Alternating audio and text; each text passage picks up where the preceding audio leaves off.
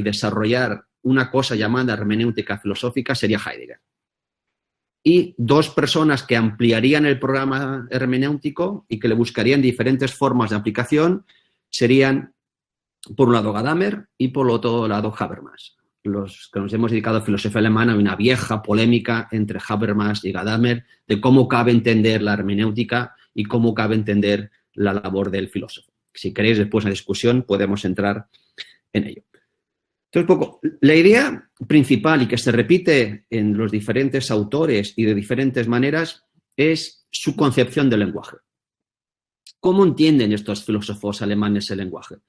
Principalmente el lenguaje para ellos es la instancia última de validación. El lenguaje de alguna manera es el elemento constitutivo que determina y condiciona nuestra relación con el mundo y nuestra comunicación con los demás. Eso nos lleva a dos tesis que habréis escuchado mucho, imagino que las clases del profesor Camus, la famosa frase enigmática de Heidegger de que el lenguaje es la casa del ser. Y todo aquello que puede ser comprendido, toda esa realidad que tenemos enfrente de nosotros llamado el ser, simplemente nos resulta accesible y comprensible porque tenemos un lenguaje a nuestra disposición. Un lenguaje no creado por nosotros, sino que ya nos antecede y de buena manera limita el horizonte de sentido. Y otra frase muy famosa de esta noción del lenguaje como elemento constitutivo es otra de Gadamer, que es citada en todos los congresos gadamerianos, que dice, el ser que puede ser comprendido es lenguaje, que es una reformulación de la tesis heideggeriana, el lenguaje es la casa de ser. Si incluso nos atreveríamos a hablar de los filósofos analíticos, tenemos al amigo Wittgenstein que dice que los límites de nuestro lenguaje son los límites de nuestro mundo. Más o menos viene a ser una concepción muy parecida. Entonces, cuando os enfrentéis a este tema, veréis que el denominador común de estos diferentes autores siempre se asienta en dos aspectos. Por un lado, Hamann, Herder, Humboldt, Heidegger, Gadamer y Habermas, por citar los nombres más conocidos, todos comparten lo que sería una crítica a la concepción tradicional que entiende el lenguaje como un puro instrumento para la designación de objetos, de cosas, situaciones, entidades independientes del lenguaje, ¿no? Tengo ciertas cosas en el mundo y utilizo el lenguaje como un instrumento para asignarles un significado. Y el otro elemento constitutivo, o el otro elemento que comparten estos autores, es lo que se llama el papel constitutivo del lenguaje. Que el lenguaje se entiende como una apertura del mundo, lo que Heidegger llamaría la Weltoffenheit, o también lo que llama Humboldt, el lenguaje es una visión del mundo o una cosmovisión, ¿no? El lenguaje no es otra cosa que la reproducción de una Weltanschauung, una forma de ver y comprender el mundo. Tanto el lenguaje es equivalente a apertura del mundo. El lenguaje es ese horizonte último e irrebasable de sentido, dentro del cual ya siempre nos encontramos los individuos, y que ese lenguaje como horizonte último ya siempre es un horizonte de sentido previamente constituido al sujeto que habla. Dicho de una manera mucho más sencilla, dirán estos autores que nuestro acceso al mundo, nuestra comprensión del mundo, incluso nuestra relación con los demás, siempre está previamente, primariamente, ligada, unida, condicionada, lingüística y simbólicamente. De una manera, nuestra relación con el mundo está simbólicamente mediada, o si queréis, significativamente mediada. Y dentro de ese horizonte de sentido, que todos compartimos, determinará las diferentes formas de comprender el mundo y determinará las diferentes formas de comunicarnos con los otros individuos. De esa manera, el lenguaje que tenemos a disposición condiciona el modo como interpretamos y comprendemos las cosas, y el lenguaje que ya siempre tenemos a nuestra disposición, transmitido por la herencia, ¿no?, por ejemplo, o aprendido en un complejo proceso de socialización, también establece las pautas de comunicación posible con las otras personas. Evidentemente, esto es una tesis muy fuerte de estos filósofos del lenguaje que conlleva cierto tipo de consecuencias no deseadas. Digamos, si os he dicho de otra manera, esta concepción del lenguaje como apertura del mundo es una concepción holística del lenguaje. Es decir, el lenguaje encierra todo lo que puede llegar a ser comprendido. Fuera del horizonte del lenguaje no es posible comprender ni hablar. Obviamente eso tiene una consecuencia grave, que esto lo han hecho muchos filósofos, que son las consecuencias relativistas. Es decir, si yo solo puedo comprender las cosas y comunicarme con las personas dentro del lenguaje en el cual ya he nacido, ¿es posible la comunicación con otros lenguajes diferentes? Que es la famosa tesis de la inconmensurabilidad de los lenguajes que encontráis en autores como Quine. Esto es un debate que Habermas y Gadamer evidentemente han puesto de manifiesto. Entonces, la discusión de fondo, para los que no sois de filosofía y no quiero entrar en ello, ¿no? Frente al purismo de la razón kantiana, ¿no? Kant os suena, me imagino, más o menos de filosofía del derecho, ¿ves? O La paz perpetua de Kant, imagino que son textos que habéis mencionado.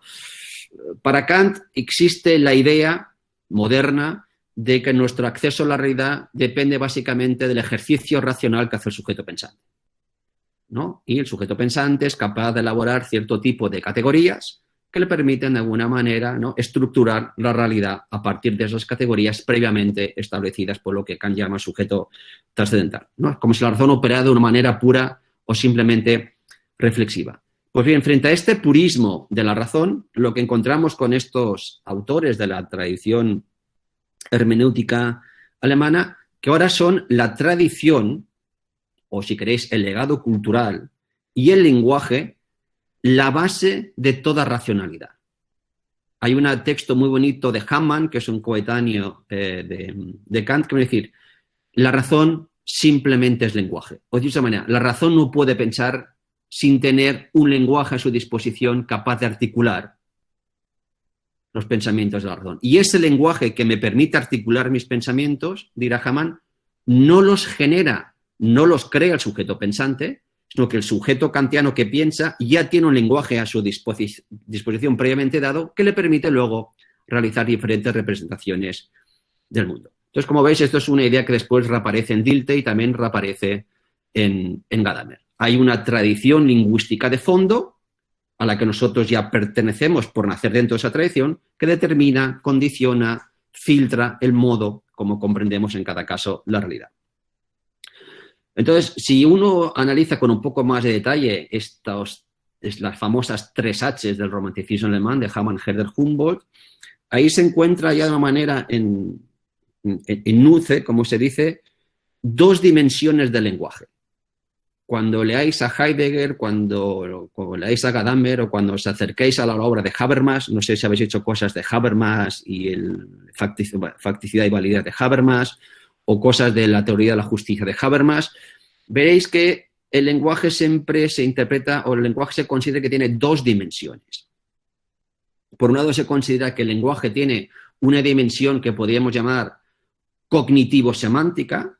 El lenguaje, una de sus funciones sería esa instancia última que determina y condiciona nuestra comprensión de los objetos y posibilita darle sentido a las cosas. El lenguaje sería el marco absoluto último de referencia dentro del cual se puede establecer y constituir sentido. Es lo que Heidegger llamará después el lenguaje es la casa del ser. Y la otra dimensión, que es la que analizará o desarrollará más Humboldt y sobre todo Gadamer y especialmente Habermas, la otra dimensión sería la comunicativo-pragmática. Y por un lado está la dimensión semántica cognitiva, es decir, lenguaje como constituidor de sentido. La otra función, la otra dimensión del lenguaje es la comunicativo-pragmática. La idea ya está presente en los textos de Humboldt, muy bonito. El lenguaje ya no es un producto acabado, sino que el lenguaje es una actividad. Y esa actividad del lenguaje precisamente es una de las características principales de la fuerza dialógica del lenguaje, como dirá Gadamer, o también sería un elemento de la fuerza comunicativa del lenguaje, como puede destacar después un autor como Habermas. Por lo tanto, en esta dimensión comunicativo-pragmática, el lenguaje es ese proceso por medio del cual los hablantes de una misma comunidad lingüística se pueden poner de acuerdo sobre algo, pueden llegar a alcanzar un entendimiento sobre la base de que comparten el mismo lenguaje o gracias a que comparten un mismo lenguaje. Dicho en términos muy técnicos que a veces encontraréis en los textos de Gadamer, el lenguaje es la condición de posibilidad de toda intersubjetividad. Es decir, la posibilidad que diferentes sujetos se relacionen entre ellos, que establezcan relaciones intersubjetivas, es gracias a que ellos comparten un lenguaje. Entonces, y esa intersubjetividad lingüística en la que ya todos estamos inmersos y que todos compartimos como miembros de una comunidad lingüística, en este caso es la comunidad lingüística hispanoparlante, con las diferencias peruanas, mexicanas, chilenas y argentinas, pero en general nos podemos entender y dialogar bastante bien con el castellano, el español que tenemos a disposición. Esa intersubjetividad lingüística de partida, es decir, ese español que todos compartimos de base, luego se puede desarrollar, se puede modificar, se puede concretar, se puede rectificar, se puede complementar a través de lo que Gadamer llamaría la lógica de pregunta y respuesta, o lo que Habermas llamará la acción comunicativa. Entonces, la idea de fondo es, hay un lenguaje previamente dado que todos compartimos como individuos de una comunidad, intersubjetividad lingüística, que gracias al lenguaje permite desarrollar o ampliar los acuerdos o los entendimientos iniciales. Esto es una manera muy resumida y muy condensada, como dirían estos americanos, hermenéutica filosófica en 90 seconds, ¿no? En 15 minutos. Entonces vayamos a los otros dos puntos que os había avanzado. Por un lado, el concepto de discurso que desarrolla Heidegger en Ser y Tiempo, y si después nos queda algo, un poco el concepto del lenguaje de este último Heidegger. Siempre, como os habrá explicado el doctor Camus, pues pasa a poseer una de las obras filosóficas fundamentales del siglo XX, junto con las investigaciones filosóficas de Wittgenstein, libro complejísimo donde los haya, con una larguísima historia detrás de sí, libro cuya lectura, la verdad, es todo un reto intelectual y personal, incluso para los expertos de la filosofía, como supuestamente somos los profesores. A mí me ha costado bastantes años, vamos, desentrañar un poco las tripas del texto y aún tengo yo mis batallas, digamos, dialécticas con Ser y Tiempo. Pero dicho de manera muy sencilla, muy gráfica y muy resumida, ¿cuál es el proyecto general de esta obra enigmática, carismática, ¿no?, llamada Ser y Tiempo? ¿Por qué llama tanto la atención este texto? Fundamentalmente porque lo que hace Heidegger, de una manera muy sugestiva, es ofrecer un complejísimo análisis de los diferentes modos de existencia de los individuos, lo que Heidegger llama en Ser y Tiempo del Dasein. ¿No? Heidegger quiere analizar los diferentes modos de existencia, los diferentes modos de vida humana, ¿no? Y para eso hace lo que hace un fenomenólogo, describe las diferentes formas de vida, las diferentes formas de existencia. Y cuando Heidegger mira un poco a este fenómeno, el fenómeno de la vida humana, digamos que establece dos ideas básicas. Por un lado, detecta que inicialmente, primariamente, es decir, antes de que nos establezcamos, antes que realicemos la pregunta por el sentido que queremos dar a nuestra existencia como individuos, que es una tarea filosófica, antes de ese ejercicio filosófico, nosotros ya estamos viviendo, de alguna manera, en estructuras de sentido, en formas de existencia ya predeterminadas, ya establecidas por lo que Heidegger llama los parámetros cotidianos de existencia. Bueno, simplemente, sin preguntarnos sobre lo que queremos hacer, ya hacemos cosas. ¿Y qué hacemos? Lo que hace el resto de la gente, lo que uno hace. Si repetimos patrones de existencia previamente establecidos. Y eso Heidegger lo llama, esos son modalidades de existencia que él llama modos de existencia impropios. Entonces, en la segunda parte de este complejo texto de Ser y Tiempo, dice Heidegger, bueno, pero al margen de estas formas cotidianas y por ende impropias de existencia, existe la posibilidad de desarrollar un proyecto de vida auténtico, propio, genuino, que son todos estos textos sobre la muerte, sobre la angustia, sobre la resolución que encontramos en la segunda sección de Ser y Tiempo. Yo, que el profesor Camus conoce un poco mis textos, siempre digo que Heidegger establece una doble interpretación de la vida humana. Desarrolla una doble hermenéutica. Hermenéutica como ejercicio de autocomprensión. Entonces, en Ser y Tiempo encontramos una hermenéutica que podemos llamar de la cotidianidad. Es decir, son aquellos modos en los que cada individuo se comprende a sí mismo desde estos patrones de existencia cotidiana y por extensión impropios. Y la segunda sección de Ser y Tiempo, que se produce un viraje interior dentro de la obra, que después en el turno preguntas os puedo aclarar si queréis, existiría otra hermenéutica, es decir, otra forma de autocomprensión que es propio, que yo lo llamo una hermenéutica de sí. ¿De acuerdo? Entonces, bueno, estas son las dos partes publicadas de Ser y Tiempo. Y una de las, o digamos, dos de las ideas principales o dos de los presupuestos metodológicos con los que Heidegger está trabajando permanentemente en Ser y Tiempo, vamos a ponerlo en dos, para resumirlo y no hacerlo demasiado complicado. Uno, lo que Heidegger llama, existe una preeminencia, una prioridad, una preeminencia, lo que Heidegger llama el Dasein, es decir, las personas, una preeminencia del Dasein con respecto a cualquier otra cosa. Es decir, lo que distingue a cada individuo, lo que distingue al Dasein, lo que distingue a cada persona de las demás cosas que no son personas, lo que nos distingue a nosotros de los animales, de los objetos, de los instrumentos, es que nosotros como individuos, nosotros como personas, tenemos la capacidad de tener cierto grado de comprensión de nuestra realidad y de nuestra propia existencia. Como dice Taylor, somos animales interpretantes. Y tenemos la capacidad de comprender de alguna manera vaga y general el mundo en el que vivimos, algo que los animales parecería que no pueden. Digo, interpretar y comprender. Los animalistas ecologistas de 2020 discutirían esta tesis. Yo siempre les pregunto si el canario puede tener una crisis de ansiedad y de angustia. Algunos me dirían que sí. Yo creo que en términos heideggerianos, un canario y un perro no puede tener episodios de angustia existencial. Puede pasar hambre o puede sentir la soledad porque no está con su amo o con su ama.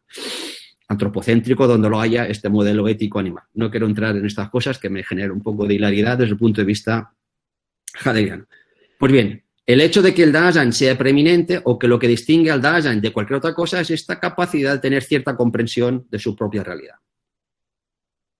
Y otro elemento distintivo del Dasein, de todo individuo, de toda persona, es que este Dasein ya no es un sujeto encapsulado, encerrado en sí mismo, como el cogito cartesiano, ya no es un sujeto encerrado en sus propias representaciones, como en el caso de Kant, sino que este Dasein, todos nosotros como personas, ya siempre vivimos en un mundo simbólicamente articulado y en un mundo previamente abierto. Es decir, el Dasein no constituye el mundo, sino que el Dasein ya vive dentro de un mundo de sentido previamente constituido. Y dentro de este mundo previamente abierto, ¿no?, se desarrollan nuestras relaciones con el mundo, con los demás y con nosotros mismos. Y para ir ya acercándolo poco a poco al tema del discurso. Entonces, esta estructura fundamental del estar en el mundo, es decir, una de las características, una de las estructuras fundamentales del Dasein es que ya siempre estamos en el mundo. Dice Heidegger, en Ser y Tiempo, estamos en el mundo de tres maneras, o nuestro estar en el mundo se despliega en tres modalidades. Una sería en el ámbito de lo que sería el mundo circundante, ¿sí?, el mundo de los objetos e instrumentos que me rodean y que yo utilizo, como el famoso martillo de Ser y Tiempo. El otro sería el horizonte del mundo compartido con los otros, ¿no?, con los otros individuos, con las otras personas. Y otra cosa sería lo que él llama el mundo en cuanto tal, el estar en el mundo en cuanto tal. Dicho en otras palabras, para hacerlo un poco más sencillo. Así que lo que primero que hace Heidegger en Ser y Tiempo es analizar qué tipo de cosas, instrumentos, entes, objetos comparecen en el mundo circundante inmediato en el que ya siempre vivo, ¿no? Pues el martillo, la clase, los libros, el ordenador que tenéis delante, es decir, cómo comparecen, cómo sean todos estos utensilios que forman parte de lo que podríamos llamar mi mundo pragmático. Esta es la parte de Ser y Tiempo más conocida, muy divertida, pues con el velero, el bosque, los martillos y estos ejemplos que Heidegger pone. Una vez descritos con rigor fenomenológico el modo de ser de estos utensilios, que ya siempre comparecen junto conmigo en el mundo circundante, la segunda pregunta que se hace Heidegger sería, ¿quién comparece en este mundo? Pues yo en este mundo en el que ya siempre estoy, no solo me las tengo que ver, no solo me arreglo, no solo manipulo instrumentos y cosas, sino que además simultáneamente también me relaciono con otros individuos, con otras personas, con otros Dasein. Es la pregunta del quién. Y luego estaría la tercera pregunta que nos llevaría a la cuestión del discurso. Ya no me interesa describir tanto qué tipo de cosas comparecen, que ya he descrito, que son utensilios, quiénes comparecen, otros, y luego se describe las modalidades de comparecencia de los otros. No quiero entrar en este tema. Y ahora vendría la cuestión de determinar cómo estamos en cada caso en el mundo. Todas ahora que estáis sentados en vuestras casas, en vuestras habitaciones, y cómo estáis. Ahí. En Heidegger estamos determinados por tres formas de estar. Cada vez que estamos en el mundo como tal, hay tres elementos constitutivos que caracterizan nuestro estar en el mundo. Uno es la disposición afectiva, otra es la comprensión y la tercera es el famoso discurso. Otras traducciones lo llaman el habla. Entonces, bueno, esto Heidegger lo resume en varios parágrafos del capítulo quinto, no que viene al caso entrar en detalle. Que si os sentáis ahora mismo, imagino que, no sé, ahora veo a Nicole, que es la que tiene la cámara encendida, pues Nicole tiene un semblante pues, de cierta atención y curiosidad. Eso al menos es lo que yo interpreto a través de la pantalla. Es decir, Nicole no está sentada delante del ordenador en una actitud neutra, puramente reflexiva, imparcial, neutral y distante, sino que su presencia, su forma de estar ahora mismo delante de la pantalla está modulado por cierto estado anímico, por cierta disposición afectiva. En este caso, la del interés. Dentro de 20 minutos vamos a ver qué rostro tienes. Entonces, tu forma de estar en el mundo de alguna manera está templada anímicamente, siempre viene acompañada por cierta coloración afectiva. Y afección no es un estado psicológico, sino la atmósfera que te rodea. Si yo empezara a dar una clase de Heidegger aburrida, como se pueden dar en tal género heideggeriano, te aseguro que la tonalidad afectiva cordial de esta conferencia puede pasar una letanía de aburrimiento soporífero para todos. Es decir, os podría matar psiquiátricamente con Heidegger a través de una conferencia impronunciable de Heidegger. Pues no solo ya estamos en el mundo siempre en alguna disposición afectiva, alegría, tristeza, curiosidad, incluso desinterés, si queréis poner el caso extremo, sino que además yo no soy un puro observador del mundo, sino que yo comprendo de una manera vaga y general todo lo que sucede a mi alrededor. Fijaros que vosotros, en cualquier situación que os encontréis viajando, por ejemplo, por muy extraño y remoto que os parezca la ciudad que estáis visitando, el pueblo que estáis visitando, o por desconocido que resulte la persona que tenéis enfrente, de una manera vaga y general comprendéis la situación. Es decir, mi forma de estar en el mundo siempre viene acompañada de cierta comprensión de aquello que sucede a mi alrededor. Una comprensión vaga, general, imprecisa, que luego hay que matizar. Pues bien, esta comprensión afectiva del mundo, que son estas dos formas de estar que dice Heidegger, en las que ya estamos arrojados, viene acompañado de una tercera modalidad, que Heidegger llama el discurso, otros traductores llaman el habla, lo que en alemán es la famosa Rede. Entonces, ¿cuál es la función del discurso o del habla en Ser y Tiempo? La idea es que esta habla o este discurso lo que permite es poner de manifiesto, descubrir o, si queréis, articular esa comprensión previa atemática que ya siempre nos acompaña en nuestro estar en el mundo. Sí, yo tengo una cierta comprensión previa del mundo, fruto de cierto grado de familiaridad con el mundo. No sé si eso os ha pasado, no sé si está, a mí a veces cuando viajo me pasa que veo situaciones que me resultan familiares, pero no sé designarles, no sé darles nombre. Comprendo lo que está pasando, ¿no? Es una transacción económica, o comprendo que puede haber una discusión entre parientes en un, vamos a decir, barrio de Ventanilla en el que he estado por otras cuestiones laborales. Puedo entender la situación, pero me falta de alguna manera la palabra expresa.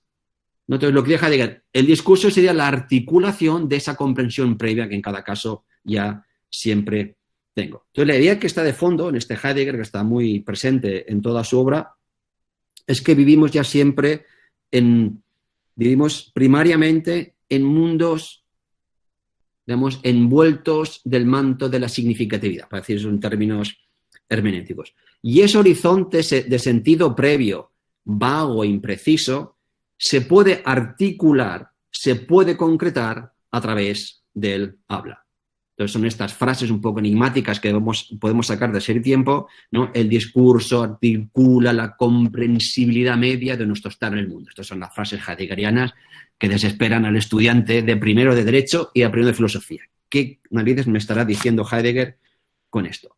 Entonces la pregunta que surge enseguida es, bueno, entonces, ¿en qué se distingue el discurso, alemán Rede, o habla, en qué se distingue el discurso de lo que llamamos habitualmente lenguaje, que en alemán es Sprache? Son dos conceptos diferentes en Heidegger y que hay que entender bien para poder establecer las diferencias. Discurso, en el ámbito de Ser y Tiempo, sería ese armazón conceptual, un sociólogo lo llamaría el repertorio de conceptos que ya siempre tengo en mi disposición para articular la comprensión que tengo del mundo, ¿no? Sería el horizonte de conceptos que tengo en mi disposición para articular lo que comprendo, mientras que el lenguaje, sobre todo en Ser y Tiempo, simplemente se entiende como un sistema de signos. Es decir, cuando leáis o una vez os comenten en Ser y Tiempo la diferencia entre habla o discurso, o la diferencia entre discurso y lenguaje, el lenguaje en Ser y Tiempo todavía se entiende como un instrumento que sirve básicamente para la transmisión de contenidos proposicionales. El lenguaje es un instrumento que me permite para transmitir proposiciones o establecer enunciados. Mientras que en el segundo Heidegger, que algo diríamos hacia el final, el lenguaje no es un mero transmisor de información, sino que el lenguaje es esa apertura previa de mundo en el que ya siempre nos encontramos. Por lo tanto, en el discurso que encontramos en Ser y Tiempo, el discurso evidentemente integra componentes dialógicos, componentes comunicativos y componentes expresivos. El discurso de alguna manera expresa el modo como nos comportamos ante el mundo y cómo nos comportamos ante los otros. Es decir, el discurso expresa los diferentes, como diría un lingüista, actos de habla, los modos en los que hablamos y nos comportamos con los otros. De ahí que esto sería otra conferencia, texto interesantísimo, un tema interesantísimo. Por eso no resulta extraño que los fenómenos del callar y del escuchar también son componentes propios del discurso. Incluso el callar expresa una forma de comprensión. Esto lo habéis visto muchas veces cuando a los políticos se les hace una pregunta embarazosa o una política para la que no estaban preparados y se sonrojan, lo que cada vez menos porque están muy bien entrenados, y no contestan durante 3 segundos. Ese silencio, como sabéis, es de una elocuencia pasmosa. Es decir, en ese silencio comprendéis perfectamente lo que esa persona está pasando por dentro, ¿no? El silencio, en este caso, estaría de buena manera poniendo manifiesto su comportamiento. Entonces, lo que quería solo destacar de manera muy, muy sencilla. Entonces, el discurso heideggeriano no solo cumple cierta función pragmática en términos de nuestras actividades y nuestros fines, sino que el discurso también cumple una función expresiva y comunicativa. Entonces, en esta forma de hablar, en esta forma de ejecutar el discurso, de alguna manera siempre estamos expresando un modo de comportamiento, como dice Heidegger, un modo de ser. Entonces, aquí podríamos entrar en mayor detalle, no voy a hacerlo porque si no, estoy aquí controlando el cronómetro, nos quedan solo 7 minutos. Podríamos entrar en discutir los elementos de la escucha. Tema interesantísimo, Heidegger. La escucha presupone cierta comprensión previa del mundo. Entonces, lo típico, Heidegger distingue entre escuchar y oír.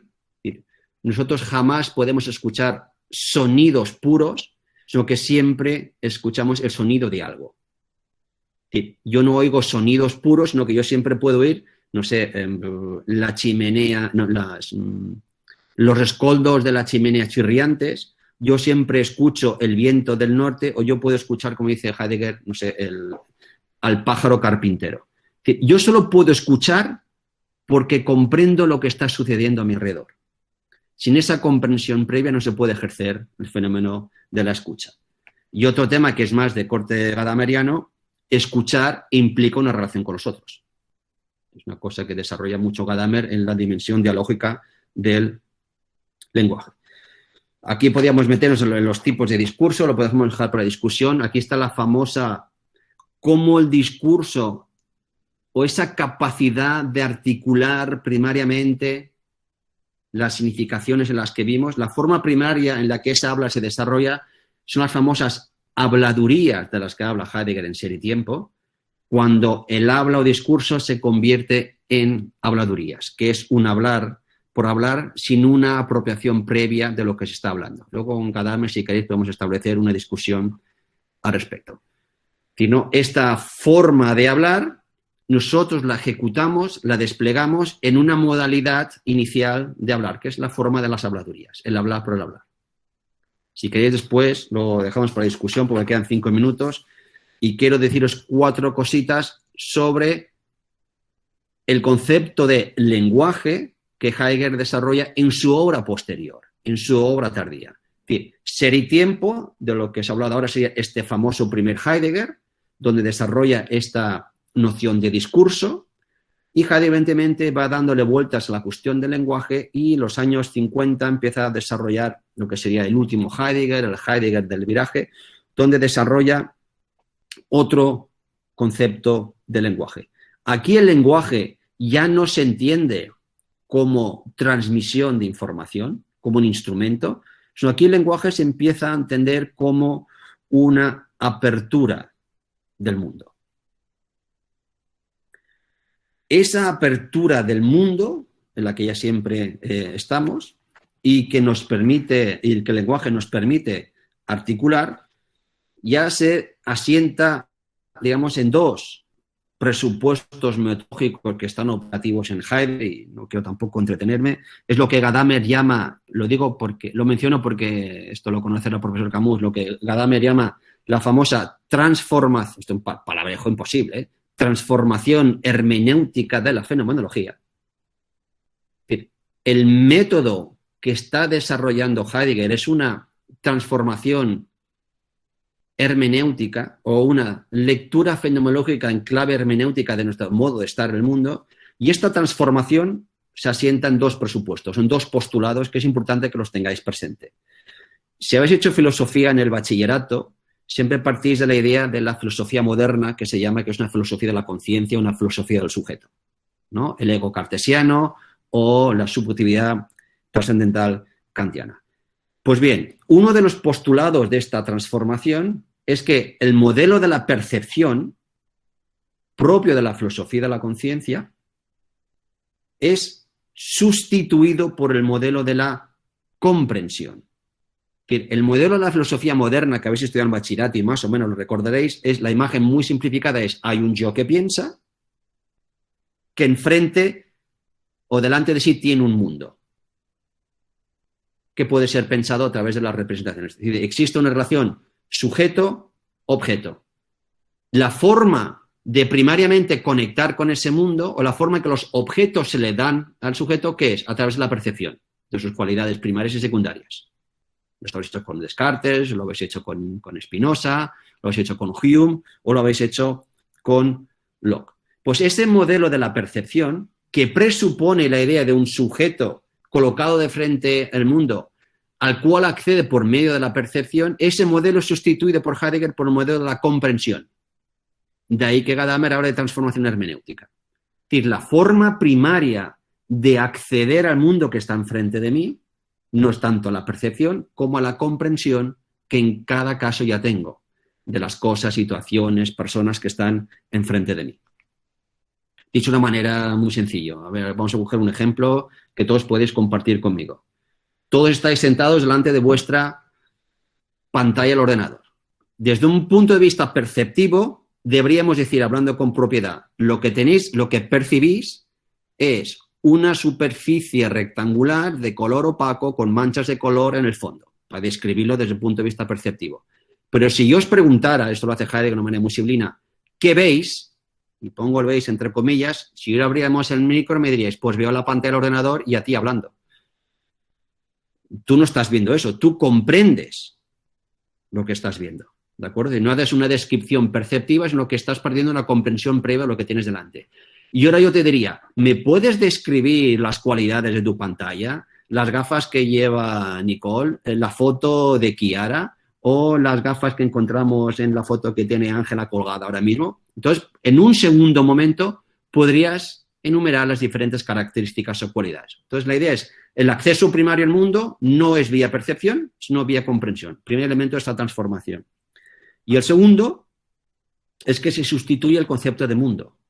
El mundo ya no se entiende en sentido moderno como la totalidad o el conjunto de las cosas que existen, sino que el mundo ahora se entiende como un todo simbólicamente articulado, como un horizonte de sentido previamente compartido por los individuos de una comunidad lingüística, como dirá Habermas y como dirá Gadamer. Entonces, como veis, ahí se produce un cambio de perspectiva fundamental entre lo que es filosofía moderna a lo que se hace filosofía contemporánea. Dicho en términos que sonarán, pasamos de una filosofía de la conciencia a una filosofía del lenguaje, lo que llama Rorty al giro lingüístico. Pues bien, estos dos postulados, la de un mundo simbólica y holísticamente organizado y la subsiguiente crítica a la noción de sujeto trascendental o de sujeto pensante, son los que de alguna manera son característicos de este Heidegger del viraje, o de este último Heidegger del viraje. Entonces, la instancia, y yo con esto acabo, si uno lee Ser y Tiempo desde fuera, y yo le preguntara ahora al profesor Camus, me lo podía responder sin problema, ¿quién posibilita la articulación comprensiva del mundo en Ser y Tiempo? ¿Cuál es ¿quién puede articular la significación? ¿Qué da sentido a las cosas? Ser y Tiempo es el Dasein, los individuos. No te dice Heidegger, el último Heidegger, esto es un error, porque estoy dando una preeminencia al Dasein, ¿no?, frente a cualquier otro tipo de entidad. Tiene esa preeminencia dogmáticamente presupuesta en Ser y Tiempo, dice Heidegger, corre el riesgo de volver a caer en una filosofía del sujeto, aunque sea un sujeto de potenciado, porque no deja de ser el Dasein el que establece el sentido. Para eliminar cualquier, vamos a decir, resto subjetivista, para evitar que Heidegger, que Ser y Tiempo caiga sería el callejón sin salida de una filosofía del sujeto, tiene que dar un giro, tiene que dar una vuelta, o si queréis, una vuelta de tuerca. Tiene que radicalizar su planteamiento. Y el último Heidegger dice, no, yo ya no necesito el individuo para comprender el mundo. El Dasein ya no es constituidor del significado del mundo, sino que ese mundo ya está previamente articulado en un lenguaje previo que acontece y que los individuos ya siempre tienen a su disposición. Ese acontecimiento lingüístico, la cosa esta llamada Ereignis en Heidegger, es el paso decisivo que se produce en este último Heidegger. Es decir, la instancia última que permite una comprensión del mundo, de Heidegger, es el lenguaje. Es ese espacio en el que ya siempre vivimos, esa instancia última de constitución de sentido. Y es una instancia última de constitución de sentido irrebasable, que nunca puede ser superada, y que ya siempre está dada de antemano. Es decir, no generada por el sujeto, sino que el sujeto ya siempre se encuentra dentro de ello. Pues bien, esa conexión entre lenguaje y mundo se resume en estas dos tesis de Heidegger que son muy conocidas y después, si quieres el turno de preguntas, las podemos aclarar. Es la famosa tesis de que el lenguaje es la casa del ser. Y otra tesis muy conocida de un texto de Heidegger, que es Hölderlin, La ciencia y la poesía, dice, solo donde hay lenguaje hay mundo. Muy parecida a la frase wittgensteiniana que los límites de mi lenguaje son los límites de mi mundo. Por tanto, el lenguaje sería esta entidad última responsable de lo que Heidegger llama la apertura, desocultamiento del mundo. Pues nada, lo dejo aquí, que son estos 43 minutos y me ha aproximado bastante al tiempo y no sé si ahora hablará Camus o dejamos el turno de palabras para ahora o para después. Esto se lo dejo a la moderadora. Bueno, gracias por vuestra atención y le quedo abierto a vuestras preguntas.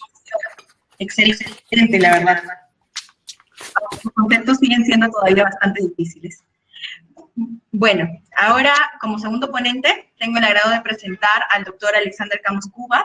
Él es becario del Banco Mundial, magíster en Derecho, Convención en Gestión y Política Judicial de la Pontificia Universidad Católica del Perú, maestrista en Lengua y Literatura por la Universidad Nacional Mayor de San Marcos, profesor en Teoría General del Proceso y y razonamiento jurídico en grado de la Universidad Nacional Mayor de San Marcos y posgrado en la misma casa de estudios. Miembro fundador y honorario del taller José León Barandiarán, de la misma casa de estudios, profesor investigador de la Universidad Nacional de Cartagena, Colombia, y de la Universidad de Buenos Aires, Argentina, consultor de casaciones judiciales y ex miembro integrante de la sistematización de la jurisprudencia de la Corte Suprema de la República del Perú. Doctor, es un gusto tenerlo hoy en esta ponencia. Le cedo la palabra.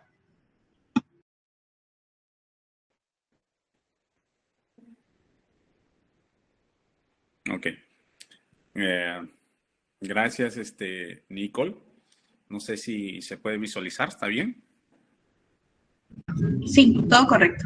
En primer lugar, agradecer a la organización por estos espacios y principalmente a Jesús Adrián Escudero, quien yo tuve el gusto de ser su alumno y creo que sigo siendo su alumno porque a través de los textos que él, pues obviamente, que son sus hijos, uno va aprendiendo y reaprendiendo, creo, y uno nunca deja de aprender, más aún cuando esta era digital nos lleva a un mundo de ventanas y por el cual a veces uno tiene que tener una buena elección sobre respecto de los temas que tiene que leer.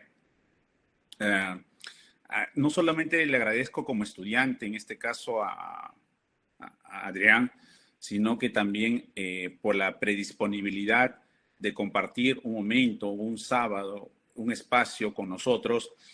Y en realidad no fue de una conferencia, voy a hacer la confesión, sino es de un seminario que se dio con Federico Camino, en la cual nos impartió clases. En ese sentido, vamos a exponer sobre el tema de la hermenéutica jurídica en Hans-Georg Gadamer. Para contextualizar y respetar mucho también los tiempos, Gadamer es un filósofo alemán con más de 100 años de vida, casi yo diría 102 o más de 102 porque nació en febrero y murió en marzo del 2002, pero discípulo de Heidegger, al igual que también, obviamente, que en este caso me parece que Gadamer tuvo una cuestión de, ¿cómo se podría decir? No sé si esto está bien en la pantalla. A ver. ¿Se ve bien sí, su pantalla? No sé si está presentando. Entonces, la idea es que no solamente fue Jürgen Habermas, Gadamer, sino Hannah Arendt, también fueron discípulos de Heidegger, pero Heidegger fue algo especial porque le seguía a donde obviamente incluso estaba Heidegger dictando clases, ¿no? Entonces, en este caso nosotros nos preguntamos en primer lugar qué podría ser, qué relación hay entre la hermenéutica y la parte del derecho, ¿no? ¿Y qué tiene que ver esto con Hans-Georg Gadamer?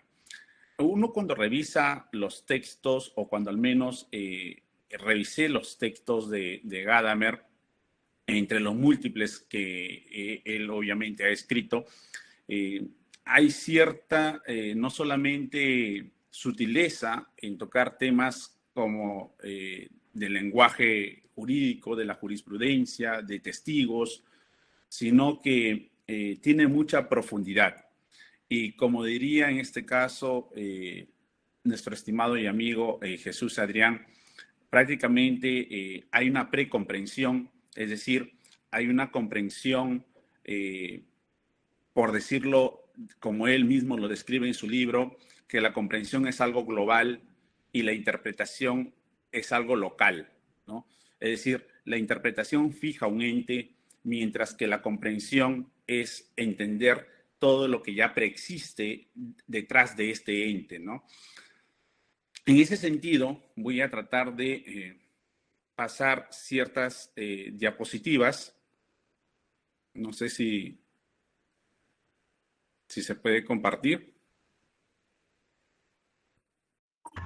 Sí, se está compartiendo, está cargando. Ya se ve su pantalla. Perfecto. ¿Se ve? Sí, todo correcto, profesor, se ve. A ver.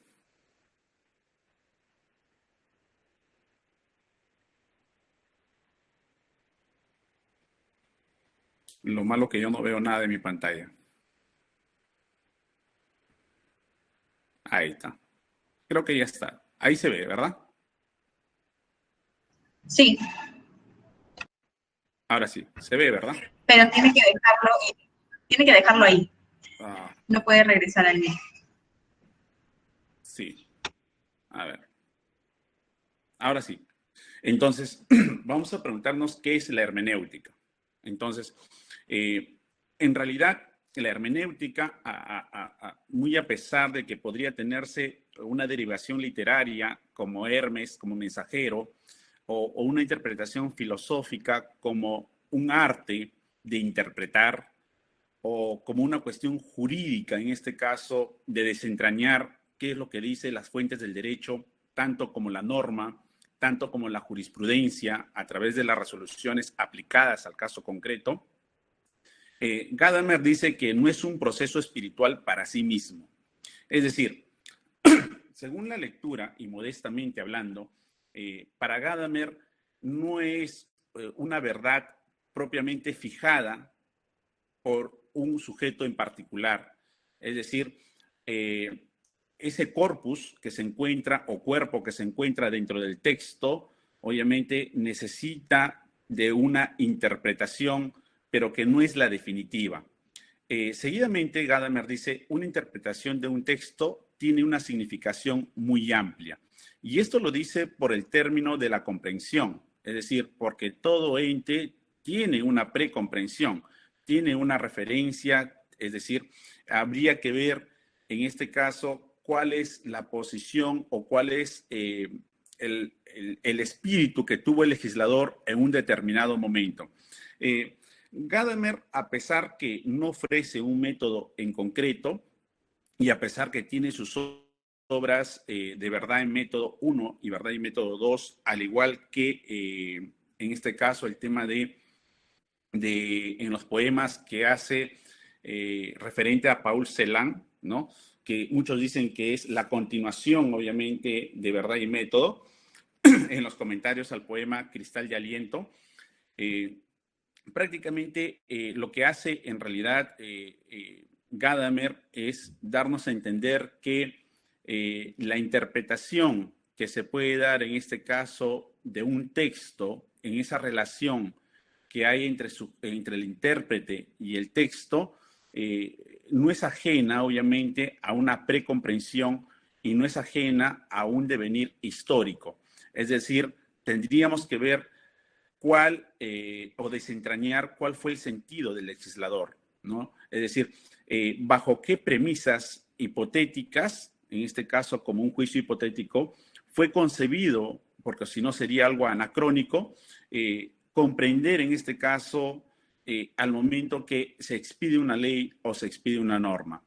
Entonces, y de otro punto de vista, también Gadamer lo que nos dice que la interpretación, si bien claro, no es única, no es que define, no es que hay una sola verdad, como que cuando uno lee un texto y deja de ser el texto para yo, obviamente, decirlo, en esa situación viene el sujeto o el intérprete lleno de percepciones, lleno de preceptos. Es decir, una cuestión como que estamos hablando de la realidad, es decir, de la mundanidad arrojada del individuo en interacción frente a los hechos que le sucede el día a día, o estamos hablando de lo que en realidad está en el mundo de las ideas y del mundo del razonamiento.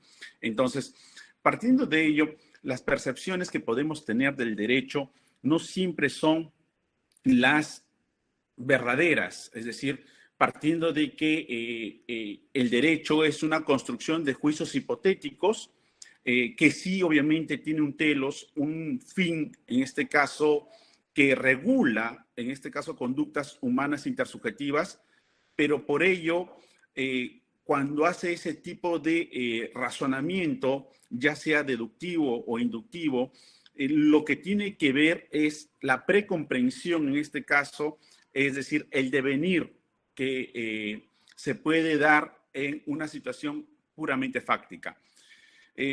Dice Gadamer, la hermenéutica es que entendemos lo que se dice, ¿no? Es que entendemos lo que se dice. Y dice no como si fuera un compromiso definitivo, tampoco como si lo dicho por lo demás fuera el punto de vista definitivo de la realidad en sí.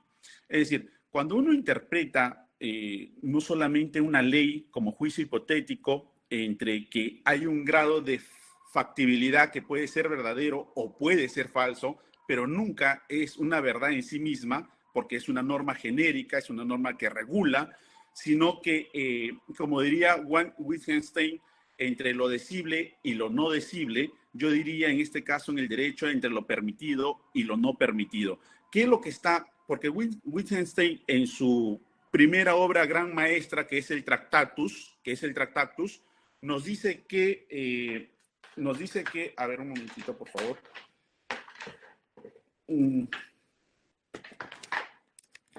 Ahora sí. No sé si me escucha ahora sí.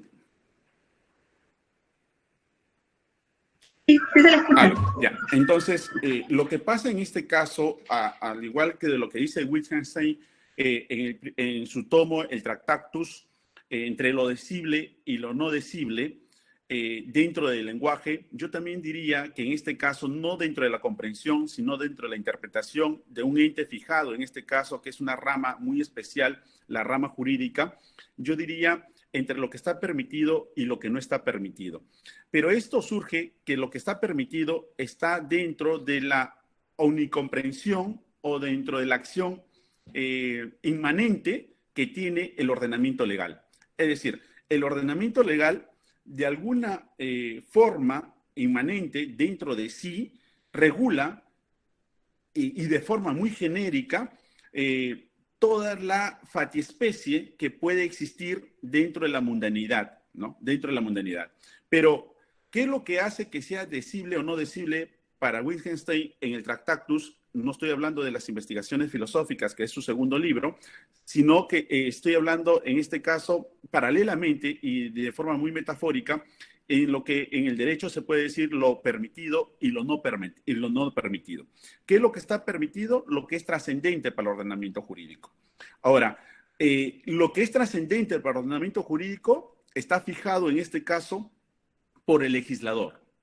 Entender la norma pasa no solamente por leer definiciones, es decir, oraciones a través de sus sentidos o palabras a través de sus significados, sino que es comprender en este caso de manera fenomenológica, por decirlo así, entender las partituras y el contexto en la cual se emitió la norma.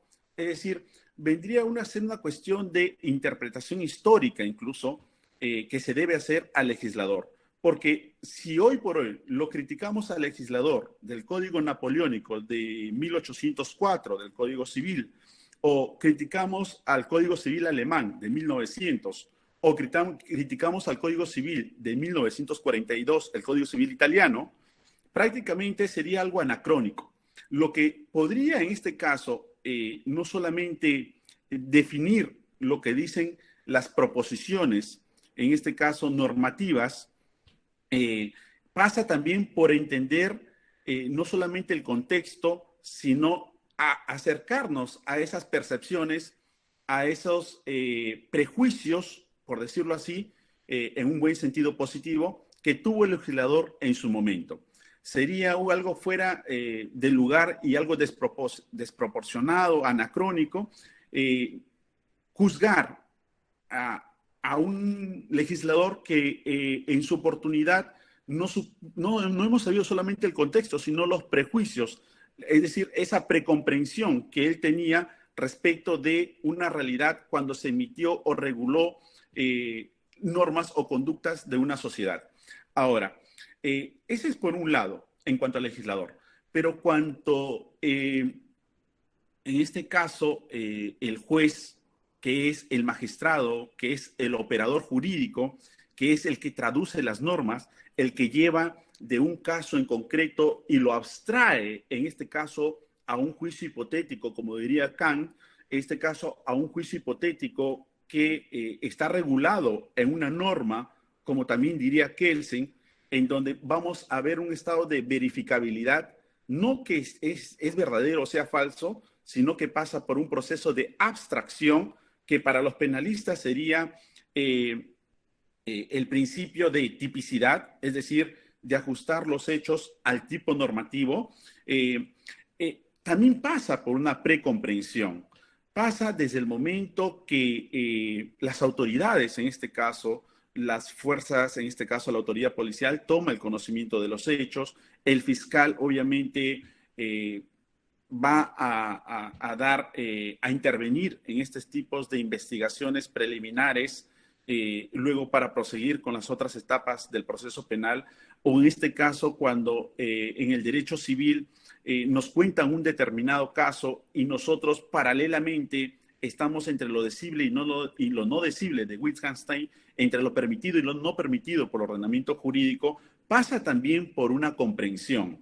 Y justamente esa comprensión es que algo que incluso no está directamente en la norma, ¿no? Porque hay una cuestión inmanente entre el sujeto, el intérprete y el texto, pero eso va más allá. Es decir, no solamente hay que tener, como alguna vez cuando estudiaba en el colegio, en secundaria o en primaria, solamente conocí a Ferdinand Saussure cuando hablaba de la biplanidad del lenguaje, pero luego uno va tomando y lee a un Chomsky con su teoría generativista o va leyendo otro tipo de lecturas que nos abre un poco la apertura, en este caso, a la investigación o, como dirían los alemanes, al Frage, es decir, a la pregunta. Prácticamente lo que en este caso, incluso tomando las palabras de Gadamer, textualmente dice que no hay una dogmática definitiva. Cuando un juez expide una resolución, en este caso una sentencia, no un auto, un decreto, sino vamos a decir una sentencia definitiva, cuando un juez establece un pleno casatorio de una forma vertical, de arriba hacia abajo, ese tipo de situaciones para Gadamer no sería comprensible. No sería comprensible porque no está fijado. Es decir, no hay una dogmática fijada respecto a ese tipo de sentencias o a ese tipo de resoluciones. Muy por el contrario, la verdadera interpretación sería el entendimiento entre lo que hay y el traslado de lo que eso, al menos, asemejarse a lo que ello dice. Es decir, no es, como él mismo dice, no es un compromiso definitivo, ¿no? No es un compromiso definitivo ni tampoco, obviamente, una dogmática definitiva. Pero para ello voy a valerme un poco cogiendo en su tomo 1, porque son 2 volúmenes que en este caso nuestro ponente, Jesús Adrián, escribe en su obra Ser y Tiempo. Él nos habla también de la comprensión e interpretación.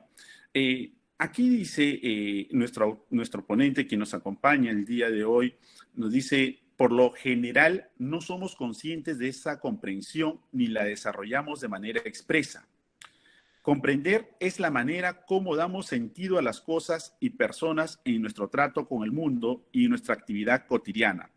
Recordemos que comprender supone un saber hacer que precede y posibilita la cognición. La comprensión no se concibe como un acontecimiento psicológico que tiene lugar en la mente, sino que representa un modo de estar en el mundo. Es decir, dice un existenciario del Dasein. Es decir, acogiendo o teniendo en cuenta estas palabras que nos hace en la página 275, Jesús Adrián, es decir, no solamente, o como diría en este caso Hume, no solamente es, o Hume, no es solamente es lo que está en nuestra mente, sino es el hombre arrojado a esa mundanidad y por lo tanto, con ello, no solamente es el ser respecto a un objeto, que en este caso sería el texto, sino entender que su interpretación respecto del texto hay algo que preexiste. Es decir, hay algo como que tiene que haber una articulación, como bien dice Heidegger, tiene que haber una articulación porque jamás la piedra pensó que iba a ser montaña o que la piedra iba a estar en un lugar del río, o en el caso, como el típico ejemplo, del clavo, el martillo y el cuadro. No tendría ni una significación si esto obviamente no se articula. Yo diría igual, los utensilios, en este caso, por decirlo al lenguaje de Heidegger, los utensilios vendrían a ser, en este caso, las normas o el ordenamiento jurídico como fuente principal del derecho. Claro, dentro de nuestro civil law, ya que en el common law, en el mundo anglosajón, prácticamente su fuente es la jurisprudencia y por eso es con respecto al tema de los precedentes y que no es obviamente tratada como se pretende dar en nuestro caso o en nuestra realidad cuando creemos que las cosas deben estar fijadas de una determinada manera, sino que en este caso habría que danzar, en este caso, con lo que deviene nuestra realidad y deviene en este caso en el día a día de cada estado y en cada momento y en cada tiempo. Es decir, el derecho no es algo estático, eso es lo que quiero decir. El derecho no es algo que fije las reglas y todos tienen que comportarse de esa manera, para nada. Cuando uno lee las normas, no es verdad ni tampoco es falso, sino está en una especie de factibilidad, es decir, que puede ser verificado el hecho y que no puede ser verificado, es decir, que puede ser falso y puede ser verdadero, pero por eso es un juicio hipotético. Jamás es una especie de fijar, en este caso, y darle valor y que hay una única verdad. Por lo contrario, cuando hablamos dentro del ordenamiento jurídico, lo que tratamos es que a partir de los hechos que existe en este caso una abstracción, en este caso a la norma, y luego darle ese contenido normativo, hay que hacerlo de una manera de cómo fue percibida no solamente el ordenamiento, sino en este caso el caso en concreto, como diría Gadamer, es decir, la fatiespecie en sí, el caso en sí, debería tener relación o articulación con lo que dice la norma. A veces algún amigo me decía que Gadamer no tiene nada que ver con la especie o no tiene que ver mucho con la profundidad del derecho. Yo haciendo una cuestión o un estado de cuestión en mi hipótesis de embarcarme en podría decir, en este derrotero, encontré no solamente una, sino muchas revistas y libros que hablaban sobre Gadamer y el derecho. Una de ellas es la de Giuseppe Zaccaria, Hermenéutica e Giurisprudenza, ¿no? Giuseppe Zaccaria, aquí en una de las oraciones nos dice que la catena delle mediazioni interpretative tra l'applicazione originaria e l'applicazione attuale, radicandosi nel continuum del tessuto storico, simboleggia ed illumina la partenza dell'interprete del diritto al testo. Tessuto aquí como tejido y texto como texto, en realidad, ¿no? Es decir, pero Giuseppe lo que nos quiere dar acá en esta línea es dar a entender que la cadena de la mediación interpretativa entre la aplicación originaria y la aplicación actual radican o permanecen en el continuo del tejido histórico, ¿no? Que simboliza e ilumina en este caso, la pertenencia del intérprete del derecho al texto. Es decir, lo que hace Giuseppe Zaccaria en este libro que se llama Hermenéutica y Jurisprudencia es rescatar la articulación que en este caso también habla Heidegger, pero Giuseppe habla mucho del tessuto, en este caso del tejido, que tiene que hacerse entre lo que dictamina el legislador o entre lo que aplica, en este caso, el juez o el magistrado, frente a una comunidad jurídica que lo que va a hacer es tratar de desentrañar, ¿no? Desentrañar cuál es el sentido, pero entender que el sentido que él tiene no es el único ni el definitivo, ¿no? Muy por el contrario, va a tomar mayor relevancia cuando entiende, en este caso, la comprensión, ¿no? Es decir, porque, como diría Jesús Adrián en su libro, reitero, Ser y Tiempo, volumen tomo 1, de la editorial Herder, la interpretación está ligada a la comprensión. No es lo mismo, porque la interpretación está fijada en un ente. En este caso, nuestro ente es, jurídicamente hablando, el ordenamiento jurídico, o en este caso, la jurisprudencia. Pero pasa esa interpretación, que es algo muy particular, muy local, por algo que es más global, que es la comprensión. Y justamente ahí está el entendimiento.